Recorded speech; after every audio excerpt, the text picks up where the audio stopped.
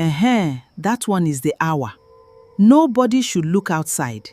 Just do as we do. You just obey. But she didn't believe in fear. She broke the rule anyway.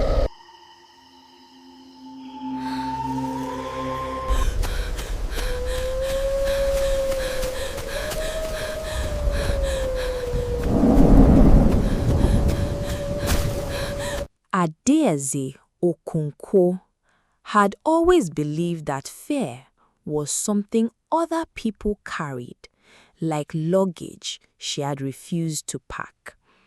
Lagos had raised her loud and unbothered, and by the time her NYSC posting letter arrived, Iyan-Oku Community Secondary School, somewhere she had never heard of, she treated it the way she treated everything else, as an adventure waiting to happen.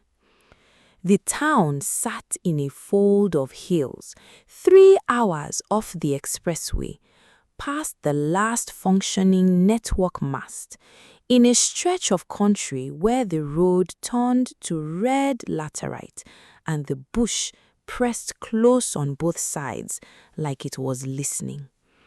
Her orientation camp friends had warned her about culture shock, about NEPA and network and pepper soup that could take a layer off her tongue. Nobody warned her about the silence. It arrived at exactly 7:15 every evening. The first time it happened, Adaeze was marking exercise books on her veranda when the market noise outside simply stopped. Not faded, stopped, like a hand had closed over the town's mouth. Dogs quit barking mid-bark, children mid-laugh, even the generator 2 houses down cut out. For maybe 90 seconds, Iyan-Oku held its breath, and then, as suddenly as it had gone, the evening resumed, chickens and pestles and someone's radio, as if nothing had happened at all. She asked her landlady about it over dinner.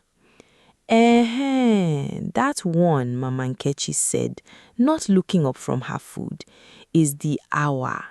Nobody should talk, nobody should look outside, nobody should call anybody's name for those minutes. Since I was a small girl, it has been so. But why though? What happens if somebody does? Mama Nkechi's spoon stopped halfway to her mouth. She looked at Adaeze the way one looks at a child standing too close to a fire. You are new here. Just do as we do. Some things you don't ask why. You just obey. That should have been the end of it. For most people, it would have been. Adaeze was not most people.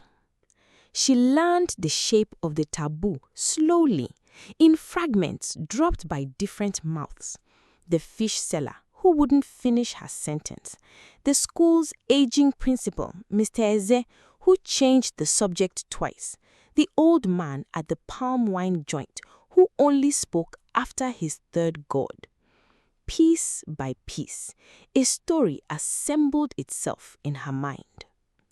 Long before the white man's roads crossed our land, in a village where the Iroko trees touched the sky, there lived a tortoise who believed himself wiser than the gods.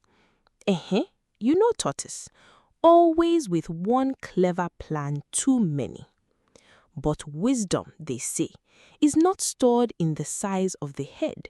It is stored in the number of times a man has fallen and risen again. So it is told. Long before Iyan-Oku had a church, or a school, or a single zinc roof, the story went the town's founders had made a pact with something that lived in the grove behind the old shrine. A presence the elders called only Nne Anya, mother of the watching eye. In exchange for the land's fertility and the town's safety from war and plague, the people agreed to one condition. For 1 hour, marked by the setting sun, no living soul in Iyan-Oku would speak, move carelessly, or above all, look directly toward the grove. The hour belonged to Nne Anya alone. It was, the old man said, the 1 hour she walked the town to make sure her bargain was still being kept. "And if somebody breaks it?" Adaeze asked. The old man had only shaken his head and poured more wine, like her question itself was a small trespass. She found the story delicious.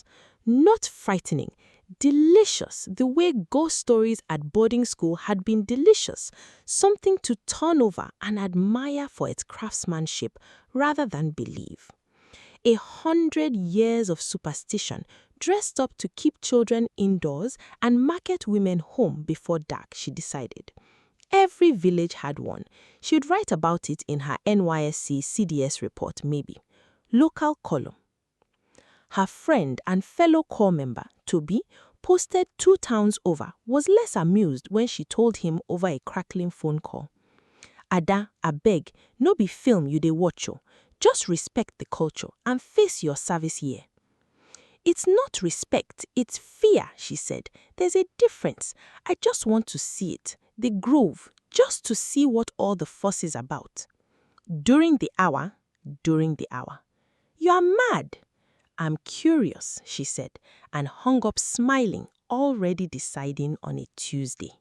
Tuesday came, wearing an ordinary sky.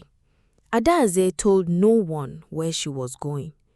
She left her quarters at 6:70, wearing dark clothes and her school sandals, and walked the back path behind the market toward the tree line the town called simply Ime-Ohia, the belly of the forest. The grove announced itself before she reached it. The bird song thinned, then vanished. The air went cool and mineral, like the inside of a well. Ancient Iroko trees and Udala trees stood in a loose ring around a clearing, their roots buckling the earth like knuckles. At the clearing's center sat a low shrine of blackened mud and stone, garlanded with white strips of cloth gone grey with age, and cowries scattered at its base like a hand had thrown them and never come back to collect them. She checked her phone. 7:12. She should have turned around. Some small, sober part of her, the part that had ignored every warning to get here, finally spoke up, quiet and late. "This is far enough. You've seen it. Go." She stayed. At 7:15, the forest did what the town did. It stopped. The insects cut off first, then the wind, then impossibly the rustle of leaves that had no wind to move them anyway, held stiff, unnaturally still, like a held photograph. The cool air thickened into something with weight, something that pressed against her eardrums the way altitude does. And then she heard it. Not footsteps, not breathing. A sound the shape of attention, the specific skin-crawling sensation of being looked at, arriving before any figure did, the way headlights arrive before the car. It came from everywhere and nowhere, from the shrine and the trees and the dark spaces between them all at once. And beneath it, so low she felt it more than she heard it, a voice-shaped absence forming a single wordless question: who dares to look? Every instinct in Adaze's carefree, unbothered, Lagos-raised body screamed at her to run. She turned to run and looked back. Just once, just for a heartbeat, the way you glance in a mirror without meaning to. But the grove was not empty anymore, and what filled it had no single shape she could later describe, no matter how many times she was asked, no matter how many years passed. only an impression that stayed lodged behind her eyes like a splinter of glass, something vast and folded wrong, made of too many watching surfaces turning all at once toward her. Something moved faster than sight. A single line of cold traced itself across her face, from the corner of her left eye down to her jaw, so precise and so light that at first she felt no pain at all, only the sensation of being marked the way a pen marks a page. Then the burning came, and with it the wordless attention withdrew, folding itself back into the trees as suddenly as it had arrived, and the ordinary sounds of dusk flooded back into the grove all at once, birds and wind and her own ragged breathing. She does not remember the run home. She remembers Mama Nkechi's door and her hands pressed to her face, and how they came away wet, not with blood, but with something that dried by the time she reached a mirror into a mark unlike any wound she'd ever seen, a thin, pale line, faintly luminescent in low light, in the shape of an eye, half-lidded, resting just below her cheekbone. It did not hurt anymore. It did not fade either. It remains there still. Adaeze Okonkwo finished her service year in Iyan-Oku, quiet and correct, and early to be indoors every evening at 7. A plaster on her cheek that she stopped wearing only when she realized it fooled no one. The mark showed through cloth, through makeup, through everything but darkness. Mama Nkechi took one look at it the morning after and did not ask what happened. She only pressed a cool palm briefly to Adaeze's forehead, murmured something in a dialect Adaeze didn't know, and never mentioned it again. The principal signed her clearance papers without comment, though his eyes went to her cheek and stayed there a bit too long, the way one looks at someone who has learnt a lesson the hard way and will carry the fear of it for life. She went back to Lagos when her service year ended.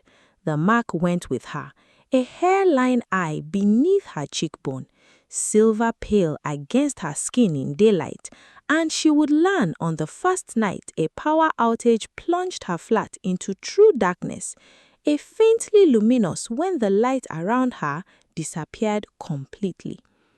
She has since made sure she is never without a light source after dark. People ask about it constantly. A tribal mark, she tells strangers, and childhood accident, she tells co-workers. Only Toby knows the truth, and even he has stopped asking whether it ever stares back at her in mirrors, because once, early on, she admitted that some mornings, for just a fraction of a second before her reflection settled, it seemed to blink. She never returned to Iyan-Oku, but she carries it with her regardless, drawn in skin rather than memory, permanent in a way that no apology or explanation could soften. Some nights, just before 7, wherever she is, she still feels the old pressure gather behind her eyes, faint now, distant, but never quite gone. Some taboos, the old man at the palm wine joint had said, are not there to frighten you into obedience. They are there because someone once already paid the price of finding out and left the warning behind so no one else would have to. Adaeze paid a second price herself and now wears the receipt on her face for anyone bold enough to ask. She understands the old man's words now in the marrow of her bones every time she catches her own reflection. She only wishes she'd understood it a Tuesday sooner.